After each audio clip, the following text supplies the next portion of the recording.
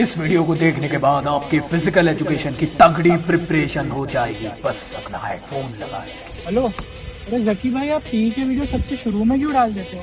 बाकी यूट्यूबर्स की तरह एंड में क्यों नहीं डालते हो? क्योंकि मैं बाकी यूट्यूबर्स की तरह एग्जाम टाइम में व्यूज बटोरने के लिए नहीं, सेशन के स्टार्टिंग से स्टूडेंट्स की हेल्प करने के लिए वीडियोस बनाता हूँ।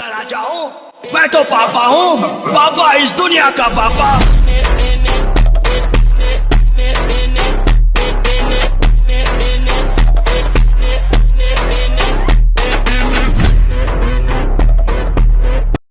तो hello everyone, welcome to my channel. तो कैसे सभी लोग? तो आई होप सभी लोग बढ़िया होंगे, घर बैठे मस्त वे में आप लोग अपनी प्रिपरेशन कर रहे होंगे। तो आज के इस वीडियो लेक्चर में आप सभी लोग का बहुत बहुत स्वागत है। जो कोई मेरे बारे में नहीं जानता, मेरा नाम जकी है, मैं एक फिजिक्स एजुकेटर हूं, बट आप लोग को प्यार से फिजिकल एजुकेशन भी पढ़ाता हूं। अगर आप मेरे साथ फिजिक्स पढ़ना चाहते हो डेडिकेटली, तो मेरे फिजिक्स के चैनल को ज्वाइन कर सकते हो। क्लास 12 के लिए पार्टी सीरीज वहां पे चल रही है, जहां पे आप लोग क्लास 12 के वन शॉट्स को कवर अप कर पाओगे मेरे साथ फिजिक्स। इसके अलावा इस वीडियो में हम लोग योगा नाम के चैप्टर को कवर अप करने वाले, डिटेल में बहुत मजा आने वाला है। काफी लोग को ये कॉम्प्लेक्स सा चैप्टर लगता है, बट हम लोग पूरी कोशिश करेंगे कि इसको इजीएस्ट बना सके। बस इस पूरे के पूरे वीडियो को देखने के बाद बस प्रैक्टिस कर लेना प्रीवियस ईयर के क्वेश्चंस। अब आप कहोगे कि कौन से previous year question bank purchase करें, तो मैं आपको रिकमेंड करना चाहता हूं ऐसे टाइप का क्वेश्चन बैंक जिसमें आप लोग एक ही बुक लोगे और सारे सब्जेक्ट कवर अप हो जाए। भले आप किसी भी ब्रांच से हो, चाहे आप पीसीएम से हो, पीसीबी से हो, कॉमर्स से हो, आर्ट्स से, जिसके अंदर आप लोग को फिजिकल एजुकेशन में इंक्लूड मिलेगा। ये रहने वाला ओसवाल गुरुकुल का 10 year CBSE latest solve paper, जो सारी स्ट्रीम्स के लिए अवेलेबल है। एक ही बुक के अंदर आपके पांचों सब्जेक्ट कवर अप हो रहे हैं, इंक्लूडिंग फिजिकल एजुकेशन। तो बहुत तगड़ी बुक है, सारी स्ट्रीम्स के लिए अवेलेबल है, चाहे आप कॉमर्स से हो, आर्ट्स से हो या साइंस बैकग्राउंड से क्यों ना। तो लिंक डिस्क्रिप्शन में गिवन है, बहुत तगड़ी बुक है, सारे आंसर्स गिवन है और बोर्ड्स 2024 के लिए बनाई गई है। तो ये बुक अवेलेबल है आप लोग के लिए अमेजोन में ग्रेट डील के साथ। तो डिस्क्रिप्शन में लिंक गिवन है, वहां से जाइए और इस बुक को लीजिए और अपनी प्रिपरेशन में उसको साथ ही बनाए। सो चलिए स्टार्ट करते हैं हमारी नई यूनिट, जिसका नाम है यूनिट नंबर 3, और ये रहने वाला है योगा एंड लाइफस्टाइल नाम का आपका चैप्टर। और बहुत ज्यादा इंपॉर्टेंट होने वाला है ये पूरा का पूरा पोर्शन। और याद रखना, हम लोग न्यू सिलेबस के अकॉर्डिंग ही चीजों को कवर अप कर रहे हैं। 23-24 के लिए पूरा का पूरा वीडियो रहने वाला है। सो वीडियो में आगे बढ़ने से पहले अगर आप मेरे साथ फिजिक्स पढ़ना चाहते हो तो मेरे फिजिक्स वाले चैनल को ज्वाइन कर सकते हो। यहाँ पे क्लास 12 के लिए पार्टी सीरीज मैंने लॉन्च कर दिया हूँ, वन शॉट सीरीज है, जहां पे आप लोग पूरे वीडियो लेक्चर्स को देखकर अच्छे से अपने फिजिक्स की क्लास 12 बोर्ड्स के पॉइंट ऑफ व्यू से प्रिपरेशन कर सकते हैं। तो चेकआउट करें, लिंक डिस्क्रिप्शन में गिवन है। इसी के साथ साथ आप मुझे फॉलो अप कर सकते हो इंस्टा पे, सो दैट हमारा दिल का रिश्ता हमेशा ज्वाइन रहे। साथ ही साथ आप टेलीग्राम पे ज्वाइन कर सकते हो, जिसके थ्रू आप लोग सारी अपडेट्स मिलते रहेगी।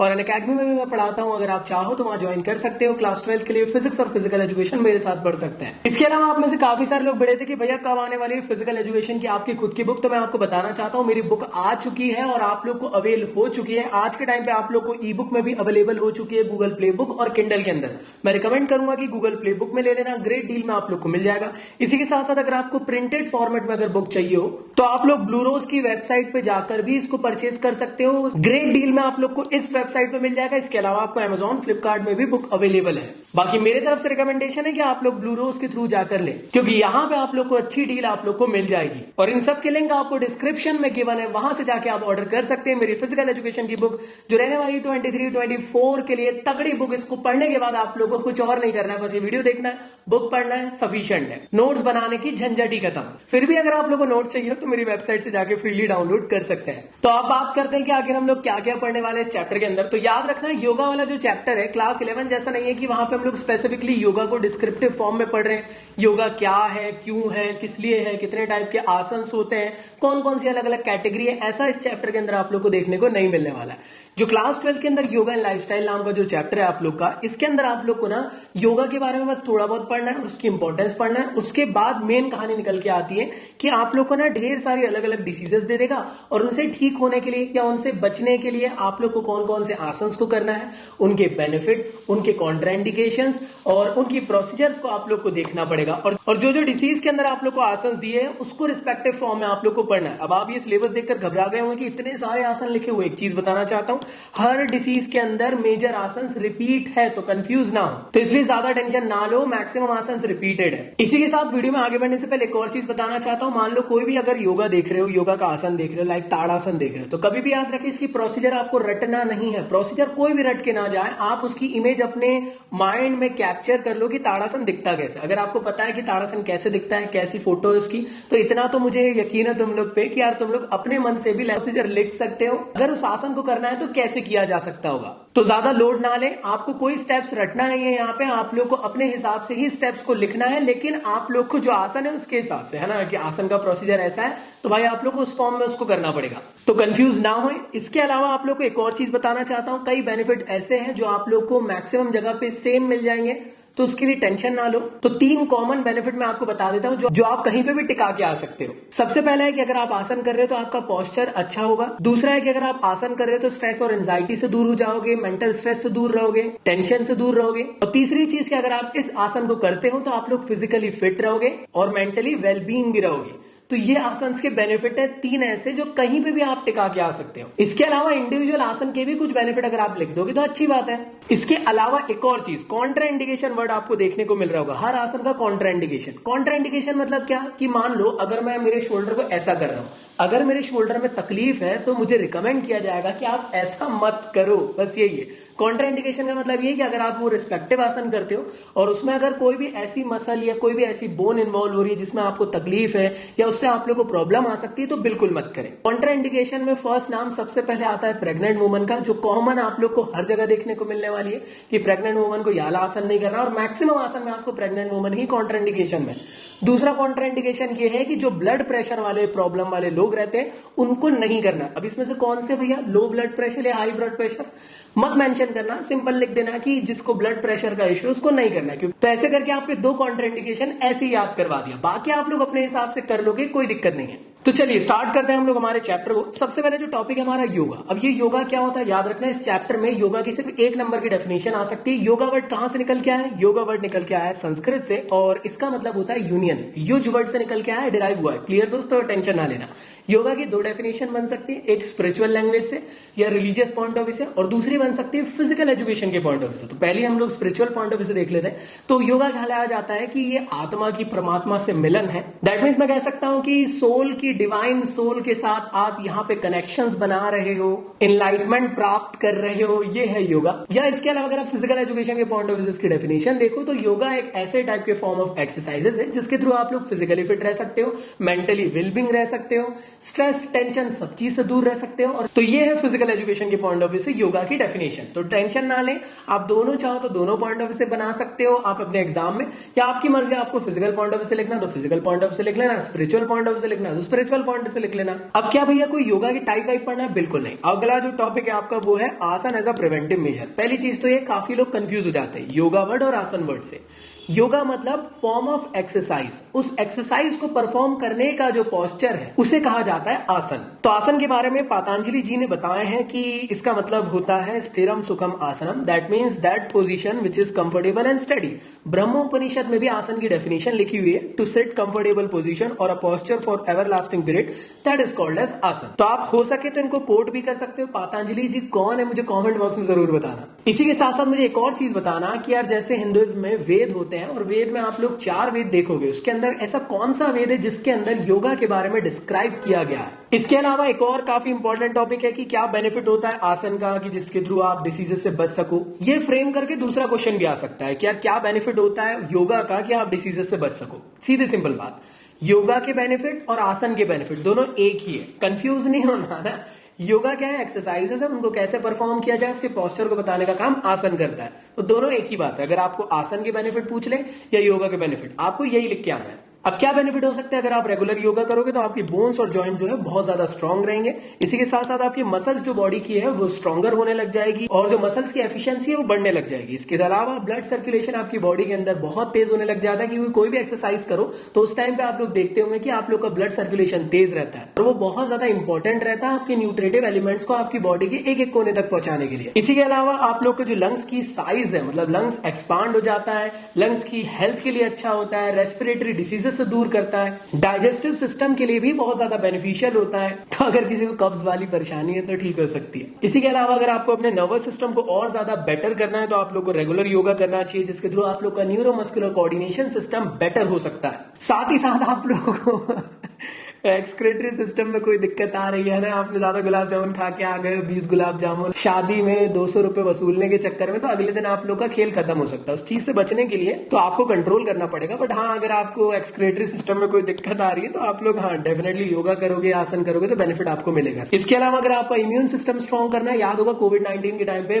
रामदेव बाबा ने लेकर आए थे उनकी इम्यूनिटी बूस्टर। तो इम्यूनिटी बूस्टर के बारे में इतना ज्यादा ट्रेंड में क्यों था, काफी ज्यादा कहा जा रहा था योगा करो, एक्सरसाइजेस करो, इसलिए करो क्योंकि इनके थ्रू ना आपका इम्यून सिस्टम स्ट्रांग होता है और कोविड से बचने के लिए इम्यून सिस्टम स्ट्रांग करना जरूरी था उस टाइम पे। तो याद रखिएगा ये आपके इम्यून सिस्टम को भी स्ट्रांग करता है। तो मेरे ख्याल से तुम लोग को यहाँ तक की चीजें क्लियर। अब अगले टॉपिक की तरफ बढ़ते हैं, इसका नाम है ओबेसिटी। याद रखना जितने भी डिसीजेस आप लोग के सिलेबस के अंदर है, एक और चीज मैं आपको एक चीज बता देना चाहता हूं। पहले तो ये लास्ट ईयर के हिसाब से और इस ईयर के हिसाब से आपको बैक पेन नाम का टॉपिक एक्स्ट्रा एड ऑन कर दिया गया है, तो बहुत बहुत मुबारकबाद इसके लिए। और वीडियो में आगे बढ़ने से पहले एक और चीज आप लोग को क्लियर कर देना चाहता हूं, जितने भी डिसीजेस है उनके बारे में आपको एक शॉर्ट डेफिनेशन आनी चाहिए 1 नंबर के हिसाब से, क्योंकि एग्जाम में सिर्फ इतना ही पूछता है, उसके बारे में डिटेल में पढ़ने की जरूरत नहीं है। बायो वाले अपने आप को ज्यादा कूल ना समझे तो अगर आप आर्ट्स कॉमर्स या मैथ्स से हो तो आप लोग को ज्यादा टेंशन नहीं लेना, ये डिसीजेस के 1 नंबर की डेफिनेशन के हिसाब से याद करना है, फिर बाकी तो आप लोग को आसान से याद करना पड़ेगा, वो ज्यादा इंपॉर्टेंट है। तो आखिर ओबेसिटी क्या होता है? तो ओबेसिटी ना एक किस्म से कोई बीमारी नहीं है, ये एक मेडिकल कंडीशन है जिसमें आपकी बॉडी के अंदर फैट परसेंटेज बढ़ जाता है। अगर हम लोग इसको साइंटिफिक पॉइंट ऑफ व्यू से कहें कि कितना फैट परसेंटेज बढ़ जाता है, कितना अमाउंट ऑफ फैट बढ़ रहा है, तो याद रखना बॉडी मास इंडेक्स मतलब बीएमआई के अकॉर्डिंग अगर आप लोग का स्कोर 29 से ज्यादा आता है तो आप लोग ओबेसिटी की कैटेगरी के अंदर आते हो। और ये जो बीएमआई वर्ड यूज किया हो ना, ये बहुत ज्यादा इंपॉर्टेंट होता है अगर आपकी बॉडी के अंदर आप लोग को चेक करना है आपकी फिटनेस लेवल को, क्या आप मोटे हो, दुबले हो, ओवरवेट हो, अंडरवेट हो। तो ओबेसिटी के आप लोग डेफिनेशन बना लेना, होप सो आप लोग को ये चीज समझ में आ जाएगी। ये रहा बॉडी मास इंडेक्स का ग्राफ, जैसे आप देख पा रहे होंगे 29.9 से ऊपर अगर आप देखोगे तो ये ओबेसिटी की कैटेगरी आप लोग को निकल के आती है। अब ये कैसे बीएमआई चेक करे, तो आप लोग को क्या करना है, अपना वेट कैलकुलेट करना है और उसको हाइट के स्क्वायर से डिवाइड करवा देना है। और याद रखना वेट केजी में रखना है और जो हाइट है आप लोग की वो मीटर में आप लोग को रखना है। जो वैल्यू निकल के आएगी उसके अकॉर्डिंग आप चेक कर सकते हो कि क्या आप ओबेसिटी कैटेगरी के अंदर हो या नहीं हो। तो चलिए बात करते हैं अब आसन की कि कौन कौन से आसन हमें ओबेसिटी के अंदर पढ़ना है। तो यहाँ पे आप लोग को ढेर सारे आसन है, तो मैंने आप लोग को क्लियर कहा हूं, प्रोसीजर रटना बिल्कुल भी नहीं, ठीक है। तो सबसे पहले जो आसन है इसका नाम है ताड़ासन। ताड़ासन स्पेसिफिकली एक ऐसे टाइप का आसन है जिसको हम लोग माउंटेन पोज भी कहते हैं। और ये जो स्पेसिफिक आसन है ये मॉडर्न योगा के अंदर डिस्क्राइब किया गया है और इसे हाथा योगा के अंदर भी कंसीडर किया जाता है। ये एकदम बेसिक लेवल का योगिक पोस्चर है। ऐसे परफॉर्म किया जाता है कुछ इस तरीके से, आप लोग को ऐसा खड़ा होना पड़ता है और अपने हाथों को एकदम सीधा स्ट्रेट करना पड़ता है। याद रखना अपने हाथ ऐसे फोल्ड होंगे, क्लियर दोस्त। अब इसके क्या बेनिफिट होते हैं, तो याद रखना आपकी बॉडी के अंदर बॉडी का पोस्चर बहुत बेटर होता है। आपके अंदर अगर किसी को फ्लैट फिट वाला प्रॉब्लम है, फ्लैट फुट वाला प्रॉब्लम है, तो वो ठीक हो जाता है। साथ ही साथ नीज, थाइज, एंकल ये सभी स्ट्रांग होते हैं। इसी के अलावा आप लोगों को जो एब्डोमिनल मसल है वो भी डेवलप होती है और साथ ही साथ ये ओबेसिटी के अंदर आता है तो एब्डोमिनल की चर्बी को घटाएगा, तो डेफिनेटली ये ओबेसिटी के लिए भी बेनिफिशियल है। तो याद रखिए जो भी आसन आप लोग का परफॉर्म हो रहा है उसमें जो भी बॉडी पार्ट इन्वॉल्व हो रहा है उस चीज को तो ये बेनिफिट देगा ही। तो आप बिना देखे भी मतलब आप लोग बिना रटे बेनिफिट्स को भी आप लोग खुद से लिख कर आ सकते हो। अब अगला होता है कटी चक्रासन, जो कि ओबेसिटी के अंदर कंसिडर किया गया है। कटी चक्रासन जो है एक्चुअल में इसको कहा जाता है रोटेटिंग वेस्ट आसन, जिसमें आपको अपनी कमर को मतलब मोड़ने की कोशिश करना है। किस तरीके से परफॉर्म करना है, कुछ इस तरीके से अपने एक हाथ को ऐसा रखना है और आपको पूरा पीछे जाना है, फिर सेम टू सेम इस तरीके से आप लोग को परफॉर्म करना है। डायग्राम इंपॉर्टेंट है, आप इसको डायग्राम को अपनी प्रोसीजर अपने हिसाब से लिख सकते हो, कोई दिक्कत नहीं, कोई नंबर नहीं काटेगा। तो याद रखना कटी चक्रासन जो आसन है ये काफी ज्यादा बेनिफिट आप लोग को प्रोवाइड करता है अगर आप अपनी बॉडी के अंदर फ्लेक्सिबिलिटी को भी इंक्रीज करना चाहते हो। और कटी चक्रासन जो स्पेसिफिक वर्ड है इसके अंदर कटी वर्ड यूज होता है वेस्ट के लिए, कमर के लिए, चक्र मतलब व्हील या सर्कुलर रोटेशन, या फिर आसन मतलब होता है पोस्चर। तो ऐसे करके आप चीजों को याद रखें। क्या बेनिफिट देता है, याद रखना आपकी स्पाइन यहाँ पे इन्वॉल्व हो रही है तो उसकी फ्लेक्सिबिलिटी देगा, कॉन्स्टिपेशन से आपको रिलीफ करेगा, शोल्डर की मसल्स और नेक की मसल्स यहाँ पे इन्वॉल्व हो रही है तो इसके लिए भी स्ट्रेंथनिंग प्रोवाइड करेगा। साथ ही आप लोग के बैक पेन को भी ठीक करता है। इसके बाद अगला होता है पवन मुक्तासन। नाम सुनते से ही समझ में आ रहा होगा कुछ इस तरीके से इसको किया जाएगा। तो भाई आपको इस तरीके से अपने पैरों को मोड़ लेना है, हाथों को इस तरीके से टाइट पकड़ लेना है और यहाँ पवन की मुक्ति करना है क्या? हाँ जी भाई, तो पवन मुक्तासन मतलब विंड रिलीफिंग पोज। तो इसे विंड रिलीफिंग पोज के नाम से ही जाना जाता है और ये हाथा योगा के अंदर कंसीडर किया जाता है। इसी के साथ साथ ये बिगनर लेवल ऑफ योगिक आसन के अंदर भी कंसीडर किया जाता है। क्या बेनिफिट होते हैं, अगर आपको एसिडिटी या इंडाइजेशन का प्रॉब्लम है तो उसको ठीक करेगा। साथ ही साथ अगर आपको हार्ट प्रॉब्लम है, अगर कमर में दिक्कत है तो उसको ठीक करेगा। इसी के साथ साथ स्टमक के अंदर आप लोग की चर्बी अरबी बढ़ गई है, एब्स चाहिए तो बेशक ये आप लोग को दिलाएगा। और फीमेल के लिए रिप्रोडक्टिव ऑर्गन के लिए बहुत ज्यादा बेनिफिशियल होता है कि अगर पीरियड्स में डिसऑर्डर आ गए तो ये उसको भी ठीक कर सकता है। तो अगला होता है आसन जिसका नाम है मत्स्य आसन। मत्स्य आसन थोड़ा सा डिफिकल्ट होता है इसको करना, जैसे कि आप लोग देख रहे होंगे। पहले प्रोसीजर में आप लोग को सिंपल इस तरीके से बैठ जाना है, फिर अपने दोनों हाथों को सामने रखना और पीछे हो जाना इस तरीके से। और याद रखिएगा नेक में इस तरीके से कर्वी शेप बनाना है और पालती मारना है, आप लोग को क्रॉस लेग करना है और दोनों पैरों को इस तरीके से पकड़ लेना है। याद रखना ये आप लोग इस तरीके से उल्टे रहोगे, सर पे बहुत ज्यादा प्रेशर बिल्ड होने वाला है। अब आप बोलोगे भैया ये आसन का नाम क्या है, तो याद रखना है इसको हम लोग कहते हैं फिश पोज। अब आप बोलोगे कहां से फिश पोज है, लो भाई बना दिए फिश, कोई ये ना बोले कि फिश पोज नहीं तो ये था फिश पोज। तो होप सो आप लोग को क्लियर रहेगा। अब क्या क्या बेनिफिट ये प्रोवाइड करता है, तो देखो स्पाइन यहाँ पे इन्वॉल्व हो रही है उसके लिए बेनिफिट देगा, नेक इन्वॉल्व हो रही है उसके लिए बेनिफिट देगा। आप लोग देख रहे हैं कि आपके आंखों पे भी बहुत प्रेशर डेवलप होगा इस टाइम पे, तो अगर आपको आई रिलेटेड कोई प्रॉब्लम है तो उसको भी ठीक करेगा। साथ ही साथ अगर आपको ब्रीथिंग रिलेटेड कोई प्रॉब्लम है तो उसको भी ठीक करने के काम आता है। साथ ही साथ ये आप लोग की ओबेसिटी को भी रिड्यूस करता है। अगला होता है हालासन। तो हालासन को कहते हैं प्लो पोज। बचपन में आप लोगों ने 50 बार ऐसा वाला आसन तो करे जरूर होंगे जिसमें आप लोग का पूरा शरीर इस तरीके से पीछे हो जाएगा, हाथ सामने रहेंगे। अब ये जो प्लो पोज है इसको कहा जाता है कि ये फुल बॉडी स्ट्रेचिंग एक्सरसाइज के फॉर्म में जानी जाती है, क्योंकि इसमें आप लोग देख रहे हो पूरी की पूरी बॉडी की स्ट्रेचिंग हो जा रही है और ये बॉडी की फ्लेक्सिबिलिटी को इंक्रीज करने के लिए बहुत ज्यादा बेनिफिशियल है। तो अगर मैं स्पेसिफिक बेनिफिट्स की बात करता हूं तो बैकबोन यहाँ पे इन्वॉल्व हो रही है तो उसकी इलास्टिसिटी और उसकी फ्लेक्सिबिलिटी के लिए बेनिफिशियल है। साथ ही साथ आप अपनी बॉडी के बेली फैट को रिड्यूस कर सकते हो और अपनी मेमोरी पावर को बढ़ा सकते हो। तो पढ़ाई में दिल ना लगे तो ऐसे लेट कर पढ़ाई करो। सो नेक्स्ट है हमारा पश्चिमोत्तासन। पश्चिमोत्तासन नाम से समझ में आ रहा है पश्चिम की तरफ आप लोग को फेस करना है ऐसे कुछ। तो जैसे आप फोटो देख रहे होंगे इस तरीके से पश्चिमोत्तासन को परफॉर्म किया जाता है। इसमें आपके पैर पूरे सीधे रहेंगे, घुटने को मोड़ना नहीं है और आपको जितना ज्यादा आगे हो सकता है उतना आगे जाने की कोशिश करना है और अपने दोनों हाथों को पैर से पकड़ लेना है। अभी पश्चिमोत्तासन आसन क्या है तो स्पेसिफिकली याद रखना है इसको कहा जाता है वेस्ट स्ट्रेचिंग पोज और ये मेनली किया जाता है जब सूर्य उदय होता है, मतलब सूर्य निकलता है उस टाइम पे, और उस टाइम के लिए बहुत ज्यादा बेनिफिशियल होता है। और आप लोग को जो फेस करना रहता है अपना सन की तरफ आप लोग को करना रहता है फेस, जहां से सन राइज करता है। अब क्या बेनिफिट देता हूँ, देखो यार आपका एब्डोमिनल स्क्वीज हो रहा है उसके लिए तो बेनिफिशियल है ही, मतलब ओबेसिटी रिड्यूस करेगा। स्पाइन भी यहाँ पे घिंच रही है मतलब कि उसके लिए भी बेनिफिट मिल रहा होगा। साथ ही साथ अगर किसी लेडी को मेंस्ट्रुएशनल डिसफंक्शन है तो उसको ठीक करेगा और आपके मेटाबॉलिज्म को ये बढ़ाने वाला है। इसके अलावा अगला होता है अर्धमध्य सेंद्रासन। थोड़ा सा टफ है। अर्धमध्य सेंद्रासन का मतलब क्या होता है समझा देता हूं। तो इस पूरे के पूरे आसन के नाम को तोड़कर देखें तो इसका मतलब होता है अर्ध मतलब होता है हाफ, मत्स्येंद्रासन मतलब होता है फिश पोज। तो मतलब हाफ फिश पोज भी कहा जाता है या फिर half Lord of the fish pose भी कहा जाता है। कैसे परफॉर्म करना है, कुछ इस तरीके से आप लोग को उसको परफॉर्म करना रहता है जिसमें आपका एक पैर पीछे की तरफ है और हाथ उसके ऊपर की तरफ और पालती मारकर आपको बैठना और एक हाथ इस तरीके से। अब आप बोलोगे भैया क्या इसके जैसे एक और कोई आसन है? हाँ जी, अगर आप ये वाला पैर को सीधा कर लोगे तो वक्रासन देखने को मिल जाएगा। तो कुछ इस तरीके से आपको परफॉर्म करना है। थोड़ा टफ है ये बट हाँ किया जा सकता है। अब आप बोलोगे भैया एक सेकंड एग्जाम में क्या ऐसे आसन बनाना है, तो कैसे बना सकते हैं? तो मैं आपको बताना चाहता हूं सीबीएसई एक्सेप्ट करता है या बोर्ड एग्जामिनेशन एक्सेप्ट करता है स्टिक डायग्राम्स। अब ये स्टिक डायग्राम कैसे बनाए जा सकते हैं, आई बटन पे आप लोग को वीडियो एक पॉपअप हो गया होगा, इस वीडियो को देख लो। इसमें मैंने आप लोग को एक पीडीएफ प्रोवाइड किया और समझाया हूं कि कैसे आप लोग स्टिक डायग्राम ड्रॉ कर सकते हो जो आप लोग के एग्जामिनेशन में पूरे नंबर दिलाएगा। तो योगा में डायग्राम के लिए कंफ्यूज ना हो कि हम लोग को एकदम एक हाई क्वालिटी डायग्राम बनाना है, बिल्कुल नहीं बनाना, आपको स्टिक डायग्राम बनाना। और ये स्टिक डायग्राम कैसे बनते हैं उसके लिए आप लोग इस वीडियो को जाके देख सकते हैं। तो चलिए बात करते हैं अर्धमध्य सेंद्रासन किस चीज के लिए बेनिफिट देता है। तो याद रखना ये इंप्रूव करता है लीवर और किडनी की फंक्शनिंग को। साथ ही साथ ये आप लोग के शोल्डर, हिप और नेक के लिए बहुत ज्यादा बेनिफिशियल होता है। इसके अलावा ये डाइजेस्टिव एंजाइम आपकी बॉडी के अंदर बढ़ाता है और इसी के साथ साथ ये मेंस्ट्रुएशनल डिस्कंफर्ट को भी ठीक करता है। तो अगला है धनुरासन, इसे कहते हैं हम लोग बो पोज। अभी जो बो पोज है या धनुरासन है ये जाना जाता है फुल बॉडी स्ट्रेचिंग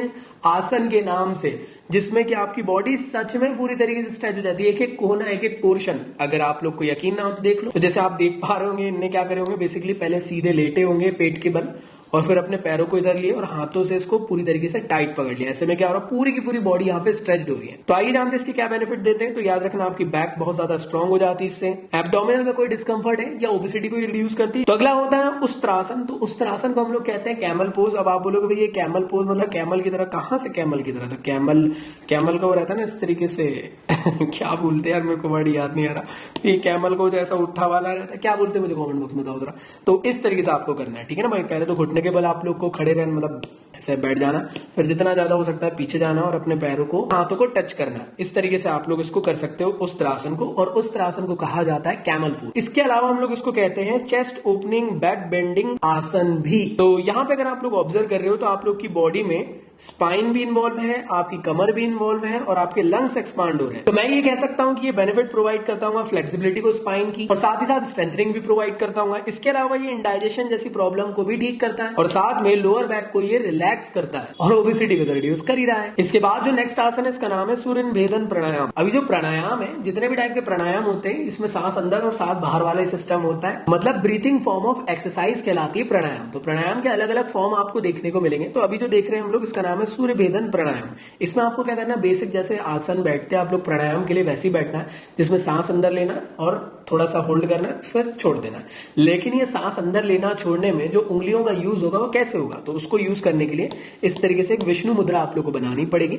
इस विष्णु मुद्रा में आप पहले ये अपना जो अंगूठा है उसको यूज करके सांस अंदर लेना है और दूसरे तरफ आप लोग को ये दो फिंगर को रखना है और सांस को छोड़ देना है। ऐसे करके आप लोग को इस प्राणायाम को करना है। प्राणायाम हमेशा याद रखना, मेडिटेटिव आसन के इसमें काफी ज्यादा हेल्पफुल होते हैं, मतलब स्ट्रेस, एंजाइटी, टेंशन को दूर करते हैं और इसलिए इन्हें कहा जाता है एनर्जाइजिंग प्राणायाम। बस याद रखना विष्णु मुद्रा इसके अंदर यूज होती है, बहुत ज्यादा इंपॉर्टेंट है। बिना विष्णु मुद्रा के आप लोग इसको नहीं कर पाओ। तो क्या बेनिफिट है इसके, तो बॉडी को एक्टिवेट करता है, आपकी बॉडी के अंदर इंक्रीज करता है डाइजेस्टिव जूस को। इसी के साथ साथ अगर आपके पेट में जलन हो रही है तो उसको ठीक करता है और आपकी बॉडी के अंदर ऑक्सीजन की सप्लाई को बेटर करता है और साथ में ओबेसिटी के अंदर कंसीडर किया है, मतलब ओबेसिटी को भी रिड्यूस कर रहा है। तो जो नेक्स्ट डिसीज है आप लोग का उसका नाम है डायबिटीज, जो आज के टाइम में बहुत ही ज्यादा कॉमन हो चुकी है। मैं कह सकता हूं कि यार हर घर में किसी ना किसी एक पर्सन को तो डायबिटीज देखने को मिलती है। आप लोग मुझे कमेंट बॉक्स में जरूर बताएं कि आप लोग के घर में किसको डायबिटीज का प्रॉब्लम है। और ये वर्ल्ड वाइड बहुत ज्यादा फैल रहा है, इसकी अभी तक के कोई क्योर नहीं निकल पाया। जैसे कोविड का एक पूरा डोज है कि उसको लगा दे तो कोविड नहीं होगा या बच जाएंगे, लेकिन किसी को डायबिटीज हो जाती है तो फिर वो ठीक नहीं हो पाती। तो एक सीवियर डिसीज है, इसके बारे में जानते हैं कि कैसे इससे बचा जा सकता है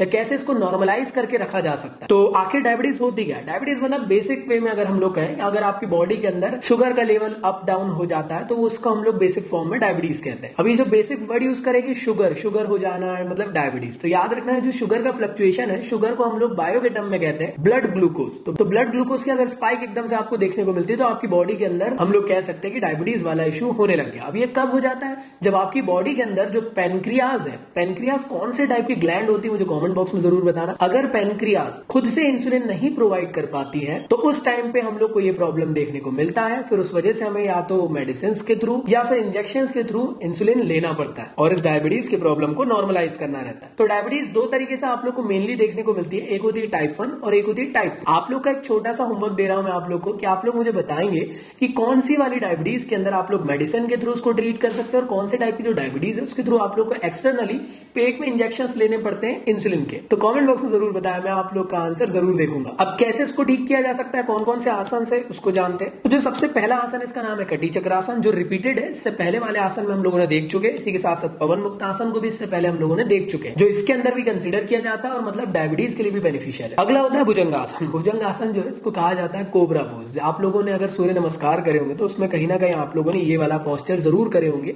और मैं कह सकता हूं कि सूर्य नमस्कार के अंदर भी इसको कंसीडर किया जाता है, जिसमें आप देख रहे हो आपको सीधा लेट जाना है, अपने दोनों हाथों के बल से आपको पूरी बॉडी को ऊपर स्ट्रेच करते हुए जाना, जहां पे आपका हैंड भी इन्वॉल्व हो रहा है, आपकी स्पाइन भी इन्वॉल्व हो रही है। तो इन सबको भी बेनिफिट दे रहा होगा। याद रखना एक आसन ऐसा नहीं है कि एक ही डिसीज को ठीक करेगा, ढेर सारे डिसीजेस को, अलग अलग बॉडी पार्ट्स को ये बेनिफिट प्रोवाइड करता है। लेकिन आप लोग अपने हिसाब से, मान लो अगर क्वेश्चन आ गया कि डायबिटीज के बारे में बताओ और उसके आसन बताओ, तो याद रखना अपने हिसाब से कोई और आसन मत लिख देना। जो सिलेबस में आपको दिया है ना, जो अभी मैंने कंटेंट दिखाया था स्टार्टिंग में, उसके अंदर जो लिखा है उसी को ही आपको एक्सप्लेन करना, अपने हिसाब से मत कर देना वरना नंबर कट जाएंगे। और याद रखना इस पोज को हम लोग बैक रिक्लाइनिंग पोज भी कहते हैं। तो बॉडी के अंदर ये ब्लड के सर्कुलेशन को बढ़ाता है। अगर मतलब मेंस्ट्रुएशनल इरेगुलरिटीज आ रही फीमेल के अंदर तो उसको भी ठीक करता है और साथ में ये मसल्स डेवलप करता है या मसल्स में स्ट्रेंथनिंग प्रोवाइड करता है, चेस्ट की, शोल्डर की, आर्म की और एब्डोमिनल की। और साथ में डायबिटीज के अंदर आ रहा है तो डायबिटीज को भी ठीक करता है। इसके अलावा जो आसन है इसका नाम है शालभासन। इसमें आपको क्या करना है, बेसिकली सीधा लेट जाना है और अपने पैरों को ऊपर हवा में उठा लेना और हाथों को पीछे की तरफ रखना है। इसको हम लोग लोटस पोज भी कहते हैं। और इस आसन को एक और नाम से भी जाना जाता है कि अगर आप लोग को इस आसन को परफॉर्म करना है तो आप लोग को ग्रास हॉपर को देखना पड़ेगा, ग्रास हॉपर को याद करना पड़ेगा। जैसे ग्रास हॉपर दिखता है कुछ इसी फॉर्म में आप लोग इस आसन को कर पाते हैं। अब क्या क्या बेनिफिट ये प्रोवाइड करता है, तो याद रखना है आपकी स्पाइन में अगर कोई भी दिक्कत आ रही है तो उसको ये ठीक करने की कोशिश करेगा। बैक में अगर कोई भी प्रॉब्लम्स है तो उसको ठीक करेगा। और अगर आपके बैक के अंदर अनवांटेड टाइप का फैट अगर डेवलप हो चुका तो उसको रिमूव करेगा। और अगर आपकी कमर के अंदर भी अनवांटेड, मतलब बेसिक सी बात करूं तो पेट के आसपास में कोई भी फैट अगर गया तो उसको भी रिड्यूस करता है। अगला है धनुरासन, जो कि इससे पहले हम लोगों ने देख चुके हैं, यहाँ पे भी रिपीट हुआ, मतलब ये डायबिटीज को भी ठीक करता है। इसके बाद होता है स्तूप वज्रासन। इसको परफॉर्म करने के लिए आप लोग को पहले बेसिक फॉर्म में बैठ जाना है। आप लोग को पैर को इस तरीके से, मतलब पैर को इस तरीके से मोड़कर, और इसके बाद आप लोग को पीछे की तरफ रिक्लाइंड होना है। आप कंफ्यूज नहीं होना, मत्स्य आसन जो होता है फिश पोज, और इसमें डिफरेंसेस है। उसमें पालती मारकर बैठा गया था, क्रॉस लेग करके बैठा गया था, यहाँ पे आप लोग के पैर फोल्ड है, और कुछ इस तरीके से स्तूप वज्रासन किया जाता है। आप लोग भैया स्तूप कैसे दिख रहा है, चलिए दिखा देते हैं। देखो ये दिख रहा है, सांची स्तूप। तो इस तरीके से आप लोग को परफॉर्म करना है। तो जो स्तूप वज्रासन है, इसका एक और नाम होता है, इसे कहते हैं रिक्लाइंडिंग थंडरबोल्ट पोज, या हम इसको एक और नाम से भी जान सकते हैं, वो है रिक्लाइंडिंग हीरो पोज। तो दो टर्म है, याद रखिएगा इसको। याद रखो जितने भी आसन से उनके नाम बहुत इंपॉर्टेंट है। तो याद रखना माउंटेन पोज किसको कह रहे हैं, आर्म ट्री पोज किसको कह रहे हैं, ये सब बहुत इंपॉर्टेंट है। इसी के साथ साथ ये किस चीज के लिए बेनिफिट प्रोवाइड करता है, अगर आपकी स्पाइन को टोन अप करना है तो उसको सही करेगा, शोल्डर के लिए बेनिफिशियल है, रेस्पिरेटरी डिसऑर्डर को ठीक करेगा, और साथ ही डायबिटीज के अंदर है तो उसको भी ठीक करेगा। और बाकी याद है स्टार्टिंग में 3 मैंने बेनिफिट बताया था, कहीं पे भी छाप के आ सकते हो उसको। इसके बाद अगला होता है पश्चिमोत्तासन, जो कि इससे पहले रिपीट हो चुका है, मतलब ये डायबिटीज को भी ठीक करता है। इसके बाद अर्धमध्य सेंद्रासन, जिससे पहले हम लोगों ने पढ़ चुके हैं, वो ओबेसिटी को भी रिड्यूस कर रहा है, ओबेसिटी के लिए भी बेनिफिशियल था, और साथ ही साथ डायबिटीज के लिए। और अगला होता है मेंडुकासन। मेंडुकासन का नाम से समझ में आ रहा है, मेंढक की तरह पोज करना है। तो मेंढक मतलब कुछ इस तरीके से रहता है कि आपको पैर फोल्ड करके रहना है, आपको सामने झुक जाना है, और अपने दोनों हाथों को ऐसा पकड़ के पेट के बल दबा देना है, इस तरीके से। अभी जो मेंडुकासन पोज है, इसको हम लोग फ्रॉग पोज भी कहते हैं। और याद रखना हमेशा ये हाथा योगा के अंदर कंसिडर किया जाता है, और साथ में मॉडर्न योगिक एक्सरसाइज के अंदर भी आता है, जिसमें आप लोग को फ्रॉग शेप आप लोग को अडॉप्ट करना पड़ता है। इसके अलावा ये क्या बेनिफिट प्रोवाइड करता है, तो याद रखना अगर आपका एब्डोमिनल रिलेटेड कोई भी प्रॉब्लम है तो उसको ये ठीक करेगा, कार्डियोवैस्कुलर डिसीजेस को ठीक करेगा, आपकी बॉडी में थाइस की फ्लेक्सिबिलिटी को इंक्रीज करेगा, और लेग्स की फ्लेक्सिबिलिटी को भी इंक्रीज करेगा। तो अगर आपके थाइस और हिप्स के अंदर अगर कोई एक्सेसिव फैट डेवलप हो चुका है तो उसको भी रिड्यूस करेगा। तो अगला होता है गौमुखासन, जो कि इसी के अंदर कंसीडर किया जा रहा है। याद रखना ये सभी डायबिटीज के अंदर पढ़ रहे हैं, कंफ्यूज मत जाना।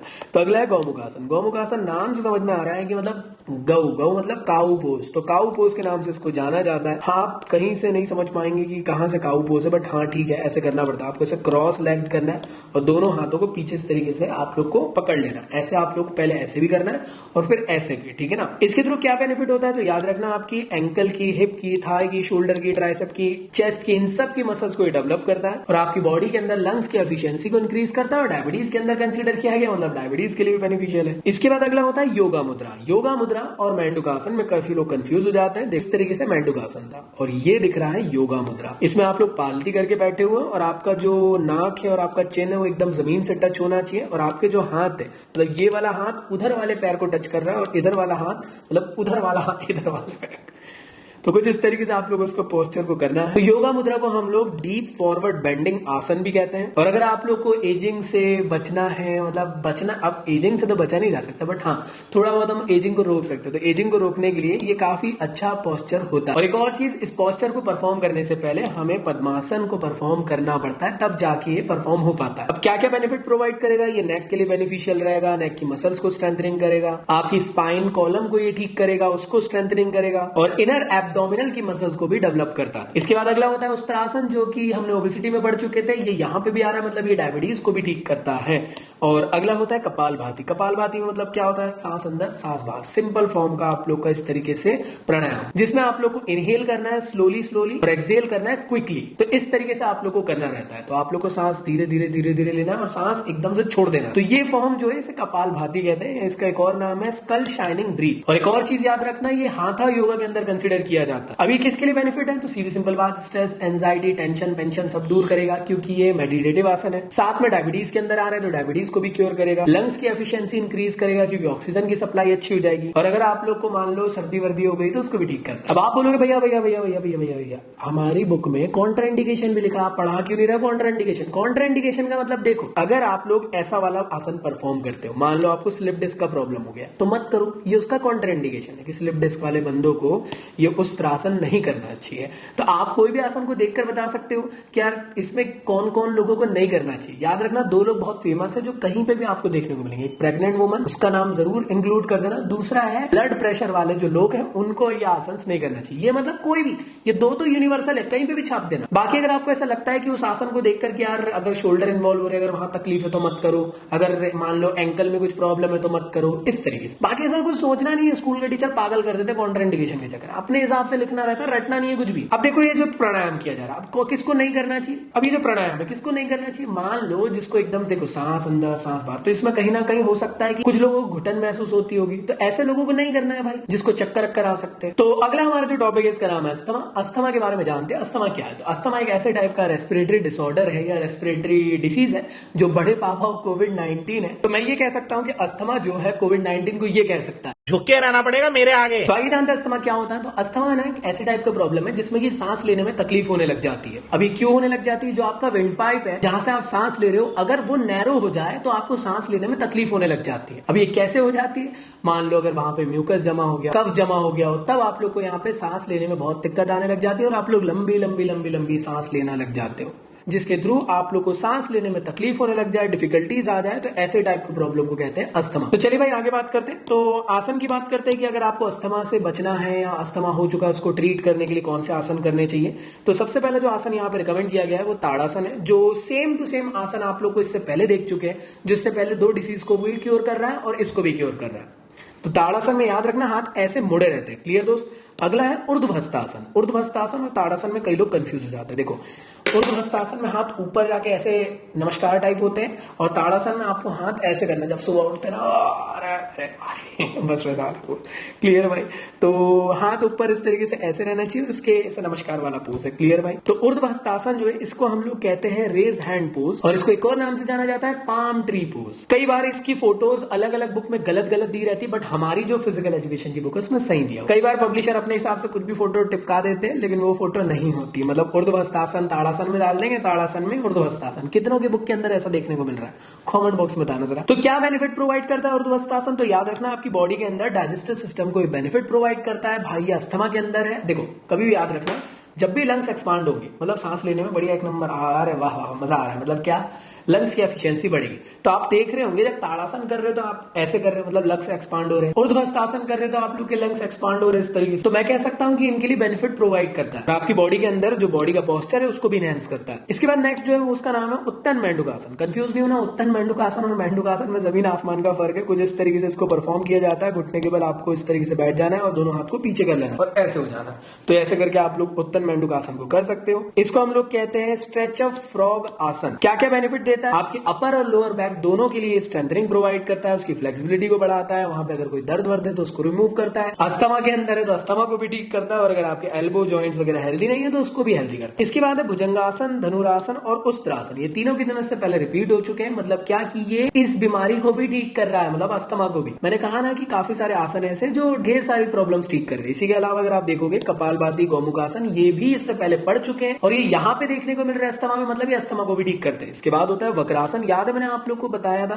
थोड़ी देर पहले अर्ध मत्स्य सेंद्रासन, हाफ फिश पोज, जिसमें मैंने कहा था कि उसका पैर इस तरीके से एक मुड़ा रहता है, पैर सीधा कर दो तो वक्रासन बन जाता है। तो इस तरीके से आप लोगों को वक्रासन परफॉर्म करना है। तो वक्रासन जो है ये 2 वर्ड से मिलकर बना है। वक्र मतलब होता है ट्विस्ट और आसन मतलब होता है पोस्चर, और हम लोग कह सकते हैं कि ये सिंप्लीफाइड फॉर्म ऑफ अर्ध मत्स्य सेंद्रासन। और इसका दूसरा नाम कहें तो ट्विस्टेड पोज भी कह सकते हैं इसको, या सिटेड ट्विस्ट योगा पोज भी कहते हैं। जो आप लोग को याद रख सकते हो आप लोग वो रख लेना। क्या चीज के लिए बेनिफिट है? तो याद रखना बेली फैट रिड्यूस करता है। अब आप बोलोगे भैया बेली फैट रिड्यूस कर रहा है तो ये हमने इसको ओबेसिटी में क्यों नहीं पढ़े?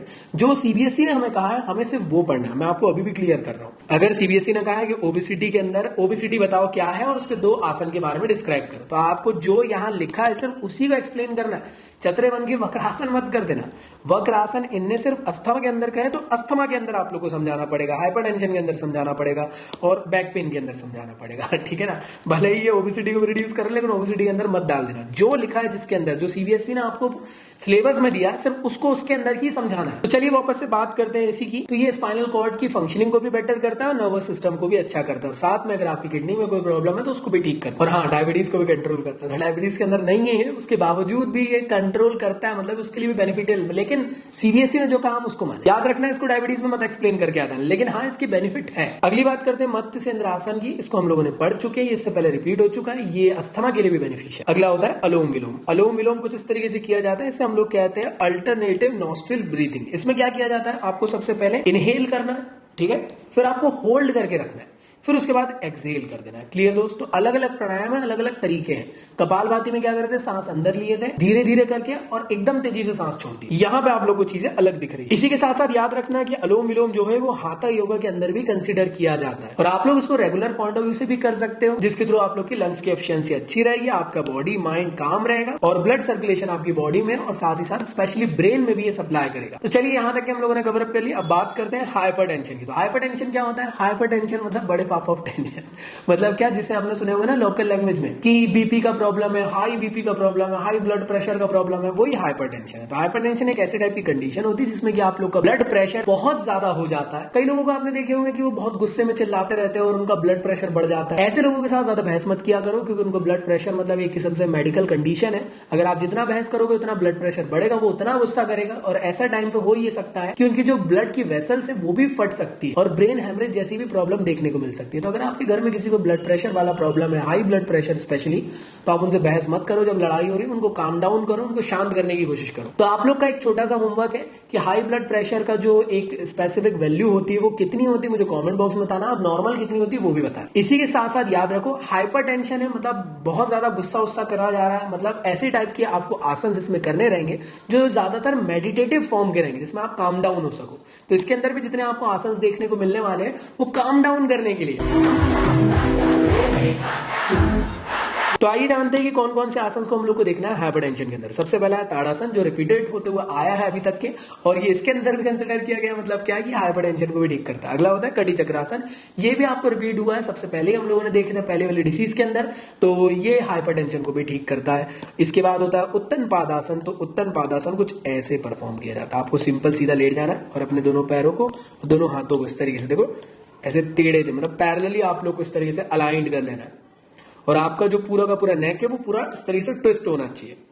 तो उत्तन मेंडुकासन, तो उत्तन पादासन का एक और नाम भी होता है। उत्तन वर्ड यहाँ पे स्पेसिफिकली यूज हो रहा है इंटेंस स्ट्रेच के लिए या फिर lying on the back with the face up, और पाद का मतलब होता है यहाँ पे फुट, लेग का मतलब होता है आसन। क्लियर है भाई? इसके अलावा क्या बेनिफिट दे रहा है, तो याद रखना ये आप लोग के एब्डोमिनल के लिए, चेस्ट के लिए, आर्म्स और लेग्स की मसल्स के लिए बेनिफिशियल है। साथ ही साथ आपकी बॉडी के अंदर इंटरनल और एक्सटर्नल फ्लेक्सिबिलिटी को ये बढ़ाता है और हाइपरटेंशन के अंदर आता है मतलब उसको भी ठीक करता है। सो नेक्स्ट होता है अर्धहालासन। अर्धहालासन में कुछ इस तरीके से करना रहता है, बचपन में 50 बार करे होंगे दीवार से टिका के पैरे से लगा के, तो ये होता है अर्धहालासन। अर्धहालासन को हम लोग कहते हैं हाफ प्लग पोज, और इसको हम लोग इंटरमीडिएट पोस्चर भी कहते हैं। तो जब आपको हलासन परफॉर्म करना रहता है तो उसके बीच का इंटरमीडिएट पोस्चर, इसी वजह से इसका नाम अर्धहालासन रखा गया। तो क्या क्या बेनिफिट आपको प्रोवाइड करता है, तो डाइजेस्टिव सिस्टम और एपेटाइट को अच्छा करता है, ब्लड सर्कुलेशन को बेनिफिट प्रोवाइड करता है, थाई की मसल्स और काफ की मसल्स को ये इंप्रूव करता है, और एब्डोमिनल के फैट को ये रिड्यूस करता है और फैट लॉस के लिए बेनिफिशियल है। तो अभी भी यहाँ पे मैं क्लियर करना चाहता हूँ कॉन्ट्रा इंडिकेशन मतलब क्या, देखो लॉजिक यूज करो। मान लो अगर आप ऐसे लेट रहे हो, आपके थाइज में कोई प्रॉब्लम है तो मत करो, क्योंकि ये रिकमेंडेड नहीं है। जब आप ऐसा करोगे तो बॉडी के अंदर ब्लड प्रेशर बढ़ जाएगा, तो हाई ब्लड प्रेशर वाले लोग मत करो। कॉन्ट्राइंडिकेशन आप अपने हिसाब से लिख सकते हो, कोई बहुत टफ नहीं है। तो अगला देखते हैं आसन, इसका नाम है सरल मत्स्य आसन। तो आइए जानते हैं इसका मतलब क्या है। सरल मत्स्य आसन को भी फिश पोज के नाम से ही जाना जाता है। ये भी हाथा योगा के अंदर कंसिडर किया गया और साथ ही साथ मॉडर्न योगिक आसन के अंदर भी इसको इन्वॉल्व किया गया। कैसे परफॉर्म करना है, कुछ इस तरीके से सिंपल लेट जाना है, लेकिन रिक्लाइंड फॉर्म में लेटना है और आपके दोनों हाथ पीछे बटलॉक के पास होने चाहिए और आपका जो पूरा का पूरा नेक है वो ऐसा ट्विस्ट होना है। क्या बेनिफिट देता है, अगर सर्वाइकल रिलेटेड प्रॉब्लम है, स्लिप डिस्क रिलेटेड प्रॉब्लम है तो ये उसको ठीक करेगा, स्पाइन रिलेटेड प्रॉब्लम है तो उसको ठीक करेगा। इसी के साथ साथ लेग और थाई की मसल्स के लिए भी बेनिफिट प्रोवाइड करता है और साथ में हाइपरटेंशन के अंदर तो उसको भी ठीक कर रहा है। इसके बाद अगला होता है गौमुखासन। तो ये रिपीट हुआ है, ये हाइपरटेंशन को भी ठीक करता है। इसके बाद अगर आप देखोगे उत्तन मेंडुकासन, वक्रासन, भुजंगासन, इससे पहले हम लोगों ने पढ़ चुके हैं। ये तीनों आसन हाइपरटेंशन के लिए भी बेनिफिशियल है। अगला होता है मकरासन। मकरासन नाम से समझ में आ रहा है मगर मच मकर ऐसा कुछ करके, मकर संक्रांति तो याद नहीं आ गया। चलो भाई, तो आगे बात करते हैं। तो ये जो योगा है इसको हम लोग कहते हैं क्रोकोडाइल पोज या मगरमच्छ पोज, क्योंकि इसमें जो आसन परफॉर्म हो रहा है कुछ इस तरीके से हो रहा है। लेकिन भैया कहाँ मगरमच्छ, ये तो बढ़िया बालकनी से किसी को ताकते रहते तुझको तो ज्यादा जज्बाती नहीं होना है, बहुत ही प्यारा सा पोज है। कितने मेरे को तो ऐसा लगता है मैक्सिमम लोग का फेवरेट हो जाएगा ये पोज। तो याद रखिएगा स्पाइन रिलेटेड प्रॉब्लम को ठीक करता है। इसी के अलावा अगर आपको नेक रिलेटेड प्रॉब्लम है तो उसके लिए भी बेनिफिशियल है, और हाइपरटेंशन के अंदर आ रहा है तो उसके लिए भी बेनिफिशियल है ही है। इसके अलावा अगला होता है शवासन, सबका फेवरेट, मेरा तो सबसे फेवरेट आसन है। इसमें कुछ नहीं करना है, आपको बढ़िया लेट जाना है ऐसे मस्त, ऐसे देखो सिंपल लेट जाना है, दोनों पैरों को थोड़ा दूर दूर करना है, हाथ को थोड़ा दूर दूर, आंख बंद करके मस्त पड़े रहना है। शव मतलब शव की तरह, लाश की तरह पड़े रहना है। तो शव आसन स्पेसिफिकली इसको एक और नाम से जाना जाता है, कॉर्पस पोज, या फिर मैं कह सकता हूँ मृत आसन के नाम से भी जाना जाता है। और याद रखना ये हाथा योगा के अंदर कंसीडर किया जाता है, और साथ ही साथ मॉडर्न योगा के अंदर भी। तो अगर आप लोगों ने क्लास 11th के अंदर योगा वाला चैप्टर अगर आपको याद हो तो उसमें एक टॉपिक था योगी निद्रा, उसी का पार्ट है शवासन। क्या चीज बेनिफिट देता है? तो भाई रिलैक्स हो जाता है भाई इससे इसी के साथ साथ स्ट्रेस, फैटिग हो या डिप्रेशन हो, टेंशन हो, उसके लिए बेनिफिट देता है। आपके बॉडी के अंदर कॉन्सेंट्रेशन इंक्रीज करता है। तो मम्मी जब भी बोले कि पढ़ाई नहीं कर रहे तो आप लेट जाना, मम्मी बोलेगी क्या कर रहे हो तो आप बोलना पढ़ाई कर रहे हो, फिर मम्मी क्या करेगी वो आपको पता चल जाएगा। कुछ पूछा मैंने कुछ। इसी के बाद होता है नेक्स्ट कि अगर आपको अपने माइंड को काम करना है, अगर आपको मेंटल हेल्थ को अच्छा रखना है तो उसके लिए बेनिफिट देता है, ब्लड के सर्कुलेशन को अच्छा करता है। नेक्स्ट होता है सिताली प्राणायाम। सिंपल फॉर्म ऑफ प्राणायाम जो था ना उसी को थोड़ा सा अपग्रेड कर दिया गया है। जैसे प्राणायाम किया जाता है उसमें आप लोग को टंग को ऐसे ऐसे यू शेप बना लेना और आप लोग को फिर प्राणायाम करना, तो इसे कहा जाता है सिताली प्राणायाम। इसको हम लोग कूल ब्रीथिंग भी कहते हैं। मतलब अगर आप टंग को ऐसा यू शेप बना के सांस अंदर लोगे ना तो ठंडी ठंडी हवाएं जाएगी, तो इसलिए कूल ब्रीथिंग एक्सरसाइज भी कहा जाता है इसको। और आयुर्वेदा के हिसाब से ये जो सिताली ब्रीथ है इसको हमें स्पेशली समर मंथ में करना चाहिए। अगर आपको गर्मी लग रही है तो बढ़िया सिताली प्राणायाम करो, ठंडी ठंडी हवा आप लोग लोगे और आपकी बॉडी को काम डाउन करेगा। तो क्या क्या बेनिफिट होते हैं? स्ट्रेस, एंजाइटी सब कुछ दूर करता है, रिलैक्स करता है। अगर आपको फीवर वगैरह हो चुका है तो रिलैक्स करेगा, अगर आपको फीवर हो चुका है तो उसको रिड्यूस करेगा। और साथ में अगर आपको मान लो एकदम से भूख लग गई है और ऐसी इमरजेंसी सिचुएशन में कुछ खाने को नहीं तो सिताली प्राणायाम करें जिससे आपकी भूख मिट जाएगी तो अगला होता है कपालभाति, जो इसके अंदर फिर से रिपीट हुआ है, जो कि इससे पहले देख चुके हैं, और ये भी हाइपरटेंशन को ठीक करता है। तो मेरे ख्याल से तुम लोग को यहाँ तक की चीजें क्लियर। अगला जो टॉपिक है इसका नाम है बैक पेन। अभी जो बैक पेन क्या है, तो बैक पेन एक किस्म का ना फिजिकल डिस्कम्फर्ट। मान लो अगर इस चेयर पे मैं लगभग 6 घंटा कंटिन्यूस बैठा होगा, क्या कि जो मेरा स्पाइन है या मैं कह सकता हूं बेसिक फॉर्म में जो बैक है वो कहीं ना कहीं डिस्कम्फर्ट सिचुएशन में आ जाएगा, बहुत दर्द होने लग जाएगा। इसी वजह से तो मूव, वॉलिनी वगैरह बिक रहे हैं इसी को ठीक करने के लिए। देखते हैं ना मूव का ऐड आता है ऐसा वो करके एकदम से कमर टूट जाती है, तो उसी को ठीक करने के लिए। अब ये जो बैक पेन है किसको हो सकती है? किसी को भी हो सकती है, किसी भी एज ग्रुप में हो सकती है। इसको आप लोग को क्योर करते रहना इसको आप लोग को ठीक करते रहना जरूरी है और इस पर ख्याल रखना जरूरी है। मेनली आप लोग उनको देखने को मिलेगा जो ज्यादातर कुर्सी में बैठे रहते हैं, टेबल में बैठकर काम करते हैं। कॉमन कॉज क्या हो सकता है इसका? तो याद रखिएगा ज्यादा देर तक अगर आप लोग बैठे हुए हो सकता है अगर आप जिम में चले गए हो, किसी को इम्प्रेस करने के चक्कर में आपने हैवी शोल्डर प्रेस लगाना चालू कर दिए तो हैवी लिफ्ट करने की वजह से आपकी लोअर बैक में प्रॉब्लम आ सकता है। मान लो अगर आप लोग किसी को इम्प्रेस करने के चक्कर पे 3 साइज छोटा कपड़ा टाइट वाला पहन के आते हो जिससे आपको ऐसा लग रहा है मस्कुलर बॉडी दिखेगी, लेकिन ऐसा नहीं होगा। जब आप घर आओगे तो आपका कमर दुखना चालू हो जाएगा। या अगर आप लोग किसी भी अनकंफर्टेबल पोजीशन में बैठे हो तो भी आप लोग को देख मिल सकता है। मान लो कोई ऐसा उबड़ खाबड़ पत्थर है उस पर बैठ गया आप तो कमर दर्द होने लग जाए। तो आगे जानते हैं इसको कैसे ठीक किया जा सकता है, तो मैं आपको बताता हूँ। तो सबसे पहले आसन जो पढ़ना है उसका नाम है अर्ध चक्रासन। अर्ध चक्रासन को कैसे करना? सीधा सिंपल खड़े रहना और जितना पीछे जाया जा सकता है उतना जाने की कोशिश करना है। यहाँ पे आपको अपनी सेंटर ऑफ ग्रेविटी को अचीव करना पड़ेगा, अदरवाइज आप लोग का खेल खत्म। इक्विलिब्रियम आपका यहाँ पे डिसबैलेंस हुआ तो आप गिर जाओगे। तो इसको आप लोग रेगुलर प्रैक्टिस के थ्रू अचीव कर सकते। अर्ध चक्रासन जो है ये हाफ व्हील पोज के नाम से जाना जाता है, बिकॉज जो चक्रासन था वो फुल व्हील पोज जिसमें आप लोग पूरी तरीके से ऐसे हो गए। ये काफी डिफिकल्ट होता है, इसको परफॉर्म करना आसान नहीं है जितना दिख रहा है। आप लोग एक बार घर पे ट्राई जरूर करना, लेकिन रेगुलर प्रैक्टिस के थ्रू इसको आप लोग अचीव कर सकते हो। क्या क्या बेनिफिट देता है? लंग्स की एफिशिएंसी इंक्रीज करना, मतलब ये रेस्पिरेटरी बेनिफिट आप लोग को प्रोवाइड करेगा। ब्लड के शुगर लेवल को कंट्रोल करता है। ये ऐसे करता है पेनक्रियास ग्लैंड को स्टिमुलेट करके। इसी के साथ साथ ये आपकी बॉडी के अंदर शोल्डर, थाई, वेस्ट यहाँ की मसल को भी टोन अप करता है। मान लो अगर कोई शोल्डर और नेक पेन वगैरह हो रहा है तो उसको भी ठीक करता है। तो ये थे इसके बेनिफिट वगैरह। होप सो तुम लोग को क्लियर हो चुका। अगला होता है भद्रासन। भद्रासन में क्या करना है? देखो पालती नहीं मारना है, आपको दोनों पैरों को इस तरीके से ऐसे रखना है। क्लियर दोस्त? तो यहाँ पे आप देखोगे आपकी थाई जो है बहुत अच्छे से स्ट्रेच होगी और लोअर बैक इसके पीछे होता है यहाँ। तो भद्रासन को हम लोग कह सकते हैं कि एक basic form of yogic posture है जो कि बिगिनर लेवल के लिए कराया जाता है, बट हाँ ये बैक पेन के लिए बहुत ज्यादा बेनिफिशियल होता है। भद्रासन को परफॉर्म करके आप अपने माइंड को कम डाउन कर सकते हो और साथ ही साथ आप लोग मूलाधार चक्र को भी एक्टिवेट कर सकते हो। इसके अलावा अगर किसी लेडी को रेस्पिरेटरी ऑर्गन में कोई दिक्कत है तो उसको ठीक किया जा सकता है। एंकल और नी को स्ट्रेच किया जा सकता है इसके थ्रू, और स्पाइन के लिए बहुत ज्यादा बेनिफिशियल होता है और इंप्रूव करता है आपके डाइजेस्टिव सिस्टम को भी, और साथ ही साथ बैक पेन को भी रिमूव करेंगे दोनों। अब आप बोलोगे भैया बस इतना है, नहीं, आपको वापस सिलेबस में लेकर आता हूँ। तो जैसे आप देखोगे तो अगर आप अच्छे से ऑब्जर्व करना, ये रहा बैक पेन वाला प्रॉब्लम। ताड़ासन, ऊर्ध्वहस्तासन, उष्ट्रासन, वक्रासन, सरल मत्स्येंद्रासन, भुजंगासन, कोमुखासन, मकरासन और नाड़ी शोधन प्राणायाम, ये सारे आसन हम लोगों ने इससे पहले पढ़ चुके हैं और बस 2 ही ऐसे आसन थे जो नए थे, इसके अंदर न्यू थे, तो इसलिए मैंने आप लोग को उसको पढ़ा दिया। सो होप सो तुम लोग को यहाँ तक ये सारी चीजें क्लियर हो चुकी। बाकी सारे आसन रिपीटेड है। क्लियर दोस्तों, मतलब ये उनको भी बेनिफिट प्रोवाइड करते, किसको, बैक पेन को। तो होप से वीडियो अच्छा लगा और काफी ज्यादा आप लोगों ने इससे सीखे भी जरूर होंगे। वीडियो कैसा लगा मुझे कमेंट बॉक्स में जरूर बताना। साथ ही साथ अगर आप मेरे साथ फिजिक्स पढ़ना चाहते हो, फिजिक्स के चैनल को जरूर चेकआउट करना। पार्टी सीरीज बहुत तगड़ी है, बहुत मजा आएगा। इसी के साथ साथ अगर आप मेरे साथ लाइव सेशंस पढ़ना चाहते हो तो अकेडमी ज्वाइन कर लेना मेरे साथ, या अगर आप चाहो तो मेरे साथ हमेशा ज्वाइन रह सकते हैं इंस्टा पे, और टेलीग्राम के ग्रुप और चैनल दोनों को ज्वाइन करके रखना। सारी अपडेट्स मेरी क्लास रिगार्डिंग आप लोग को मिलते रहती है वहां पे। तो होप से वीडियो अच्छा लगा। और साथ ही साथ जो मैंने आप लोग को प्रीवियस ईयर के लिए क्वेश्चन बैंक रिकमेंड किया था उसको ले लेना। एक बुक के अंदर सारे सब्जेक्ट आपके कवर अप हो रहे हैं, आप चाहे किसी भी ब्रांच, तो आप लोग उसमें क्वेश्चंस की प्रैक्टिस कर पाओगे, इंक्लूडिंग फिजिकल एजुकेशन भी उसके अंदर आप लोग को मिल रहा है। फिजिकल एजुकेशन की भी तगड़ी प्रिपरेशन आपकी हो पाएगी। तो चलिए एंड करते हैं आज के इस वीडियो को। मिलता है नेक्स्ट वीडियो में, जब तक के लिए गुड बाय।